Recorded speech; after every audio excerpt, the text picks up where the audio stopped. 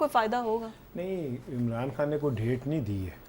ان کا کہ عاشورہ کے بعد، یعنی ابھی ظاہر ہے عاشورہ کے بعد کون سی انہوں نے ڈیٹ دے دی ہے. یہ کہا کہ جی ہم کریں گے احتجاج، تو اب وہ عاشورہ کے بعد اگلے عاشورہ کی ڈیٹ دے دیں گے تو پھر اب کیا کر لیں گے. اچھا، ہو سکتا ہے پہلے 40ویں تک لے کے جائے. مطلب آپ خود کہہ رہی ہیں یو ٹرن ہے پھر یہ. اچھا نہیں، اس میں یو ٹرن دیکھیں، ایک طرف آپ خود کہہ رہی ہیں کہ مزاحمت کے بجائے مفاہمت پہ بات ہونی چاہیے. ٹھیک ہے، تو اگر ایک جماعت جب مفاہمت کی بات کرتی ہے تو پھر آپ ان کے ساتھ کیا سلوک کرتے ہیں؟ ان کو اب ڈاکٹر یاسمین کا یہ مجھے شاکر اوان ایک ہمارے رپورٹر ہیں، جی وہ سوشل میڈیا پہ انہوں نے یہ بتایا کہ ڈاکٹر یاسمین راشد نے یہ بتایا کہ جیل میں ان کو وہ جب ہوتی ہے وہ استھما کا ایشو ہے اور پھر کارڈک کینسر کا بھی ہے، تو انہیں آکسیجن کی جب کمی ہوتی ہے تو انہیں آکسیجن دی جاتی ہے، لیکن وہ کہہ رہے ہیں کہ اس حبس کے ماحول میں 4-5 دن سے مجھے نہیں ملی آکسیجن. شاکر صاحب کا کہنا ہے. اب بات سوال یہ پیدا ہوتا ہے کہ اگر آپ واقعی مذاکرات میں سیریس ہیں تو پھر آپ کو تھوڑا سا اپنا پروو کرنا پڑے گا نا کہ you are serious in this business. لیکن اگر آپ وہاں پہ اس طرح کا سلوک کریں گے پرزنرز کے ساتھ کہ وہ عمر چیمہ کا یہ کہا جاتا ہے کہ ان کے شولڈر فروزن ہو گئے ہیں سٹریس سے یا وہاں کے اس سے، تو میرا خیال ہے کہ ایسے مذاکرات ایسے نہیں ہو سکتے.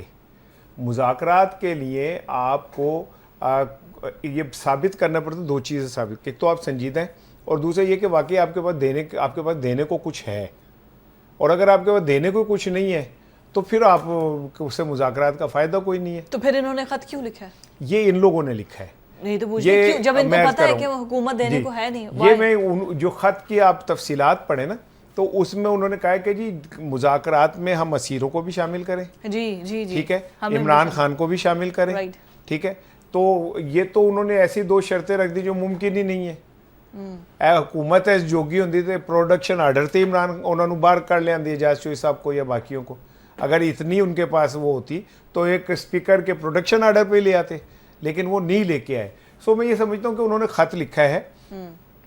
میری اپنی ذاتی رائے بھی یہی ہے کہ پاکستان کو اب ٹکراؤ سے نکل کے مفاہمت میں اور سیاسی استحکام کی طرف جانا چاہیے. اور سیاسی استحکام پاکستان میں صرف وہ ایک لا سکتے ہیں اور وہ ہیں ہمارے فیلڈ مارشل صاحب.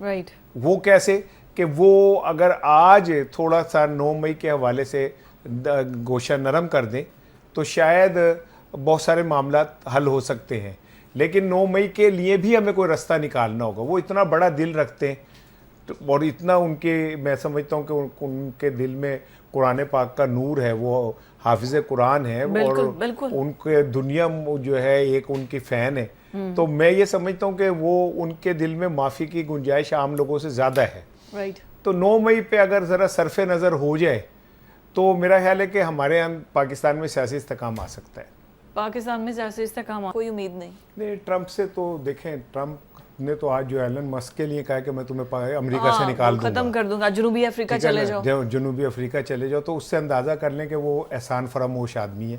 اور اگر آج کوئی بندہ اس بات سے، اس پہ کیا احسان کر دیا ہے؟ نہیں میں تو اس کہہ رہا ہوں جنہوں نے کیا ہے وہ ان کے ساتھ نہیں کھڑا ہوا. اچھا ٹھیک ہے، عمران خان نے اس پہ کیا احسان کرنا ہے؟ دیکھا جائے تو ایک احسان تو ہے کہ اس نے عمران خان کے نام پہ وہاں ووٹ لیا ہے پاکستانیوں سے، تو احسان تو ہے عمران خان کا.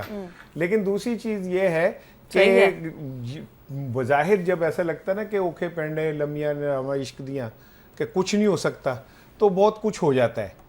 پاکستان میں نے یہ دیکھا ہے، کوئی سوچ سکتا تھا کہ میاں نواز شریف صاحب جنہیں سپریم کورٹ نے خائن کہہ کے اور بدیانت کہہ کے نکالا، وہی سپریم کورٹ عمران خان نواز شریف صاحب کے قدموں میں بیٹھ کے انہیں کہے گی کہ بایو میٹرک کروا لیں سر، اور سارے کیس ہم معاف کرتے ہیں، ہم سے غلطی ہو گئی. ہمیں پاکستان میں کچھ بھی ہو سکتا ہے. اور تیسری بات یہ کہ یہ جو 27ویں ترمیم ہے نا، دیکھیں اب عمران خان کے پاس کھونے کو کچھ نہیں ہے. چلا گیا اس کا تو جو بھی جانا تھا نا، سارا کچھ چلا گیا. آپ نے اس پہ عدت کر کے اس کے کریکٹر ایسیسینیشن کی بھی انتہا کر دی ہے. اور عمران خان کے اوپر کوئی کیس ایسا نہیں ہے جو نہیں آپ نے ڈال دیا. 250 کیسز ڈال دیے اس پہ، سب کچھ ڈال دیا. لیکن عمران خان کی عوام میں محبت تو کم نہیں ہو سکی. وہ وہیں کھڑا ہوا ہے. باری ہے اب ان کی 27ویں ترمیم کے بعد اچانک جو آپ کو خبر ملے کہ آصف علی زرداری صاحب کی صحت بہت خراب ہے اور وہ وہاں سے پریزیڈنٹ شپ سے ریٹائرمنٹ لینا چاہتے ہیں، اور 27ویں ترمیم کے بعد کوئی ایسا سیٹ اپ آ جائے کہ صدر کی جگہ کو کسی اور طرح ریپلیس کر دیا جائے آئین کے ذریعے، ٹھیک ہے، اور اس کے بعد حکومت کو اچھی طرح چلانے کے لیے کچھ بیوروکریٹس اچھے نامور جو ہیں وہ لائے جائیں اور باقی لوگوں کو ذرا پیچھے کیا جائے، تو کھونے کی باری تو ان دونوں کی ہے اس بار۔ اچھا، عمران خان کے پاس تو اب ہے ہی کوئی نہیں کھونے کو۔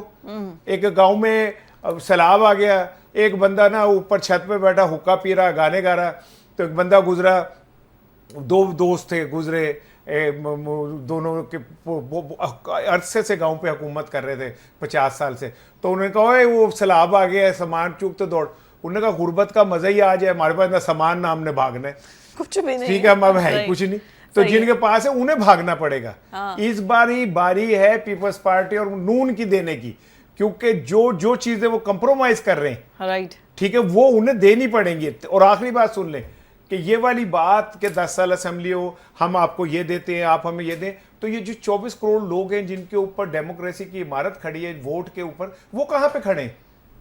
اگر یہ اس طرح فیصلے ہونے 10 سال پارلیمنٹ کو بڑھا دیں جی، تو اس کو یوں کر دیں، تو یہ کیا ڈھکوسلا ہے جمہوریت کا اور ووٹ کا؟ اس کی کیا وہ ہے؟ چلے پیسے بچیں گے، ادروائز اربوں روپے لگ جاتے ہیں۔ میں کہہ رہا ہوں کہ اعلان کریں، ڈبل بیلٹ پیپر چھاپنے پڑتے ہیں۔ میں کہہ رہا ہوں کہ یہ اعلان کریں کہ پاکستان میں وہ الیکشن کی کوئی گنجائش موجود نہیں ہے، یہ فیصلے ٹیبل پہ ہوں گے، اور جو ٹیبل پہ فیصلے ہوں گے وہ قوم کو ماننے پڑیں گے، ورنہ لتر پہن۔ اچھا، ایک لاسٹ مجھے یہ بتائیے کہ کون، اگر تحریک چلتی ہے، کون لیڈ کرے گا آپ کی نظر میں؟ بعض اوقات ہوتا ہے ایسے کہ جو تحریک جس کا کوئی لیڈر نہیں ہوتا نا، وہ بڑی خوفناک ہوتی ہے، یاد رکھیے گا، لیڈر لیس احتجاج بہت خطرناک ہوتا ہے، اٹس اے موب، ٹھیک ہے نا۔ آپ کو کراچی میں یاد ہے وہ بشرا بس کے نیچے آئی تھی، اور اس کے بعد جو کچھ کراچی میں ہوا تھا اور ایم کیو ایم بنی تھی، تو لیڈر لیس موب بہت خوفناک ہوتا ہے۔